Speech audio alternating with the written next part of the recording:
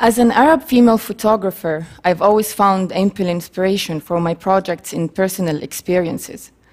The passion I developed for knowledge, which allow me to break barriers towards a better life, was the motivation for my projects. I read, I write.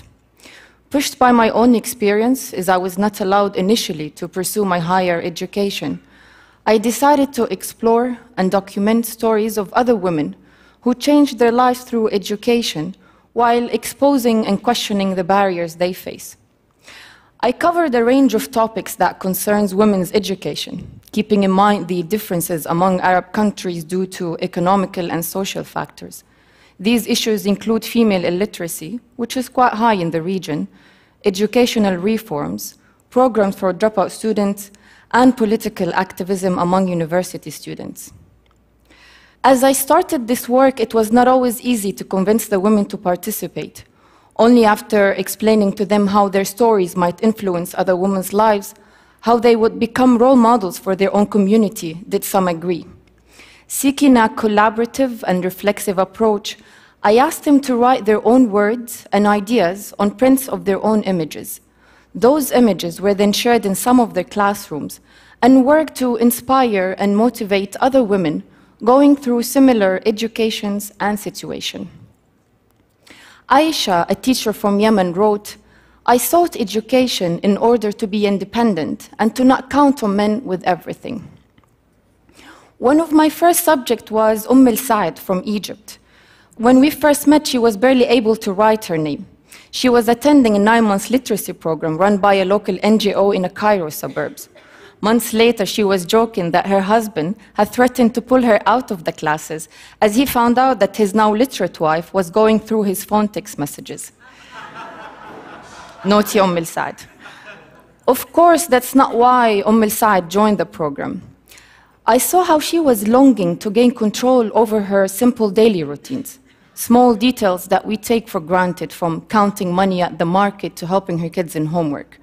Despite her poverty and her community's mindset, which belittles women's education, Saad, along with her Egyptian classmate, was eager to learn how to read and write.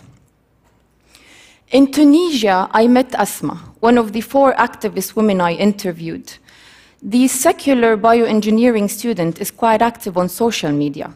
Regarding her country, which triggered what has been called the Arab Spring, she said, "I've always dreamt of discovering a new bacteria. Now, after the revolution, we have a new one every single day."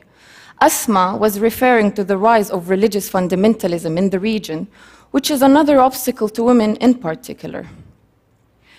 Out of all the women I met, Faiza from Yemen affected me the most. Faiza was forced to drop out of school at the age of 8 when she was married. That marriage lasted for a year. At 14, she became the 3rd wife of a 60-year-old man. And by the time she was 18, she was a divorced mother of 3. Despite her poverty, despite her social status as a divorcee in an ultra-conservative society, and despite the opposition of her parents to her going back to school, Faiza knew that her only way to control her life was through education. She is now 26. She received a grant from a local NGO to fund for her business studies at the university. Her goal is to find a job, rent a place to live in, and bring her kids back with her. The Arab states are going through tremendous change, and the struggles women face are overwhelming. Just like the women I photographed, I had to overcome many barriers to becoming the photographer I am today. Many people along the way telling me what I can and cannot do. Saad, Asma, and Faiza, and many women across the Arab world show that it is possible to overcome barriers to education, which they know is the best means to a better future. And here I would like to end with a quote by Yasmin, one of the 4 activist women I interviewed in Tunisia. Yasmin wrote, "Question your convictions. Be who you want to be, not who they want you to be.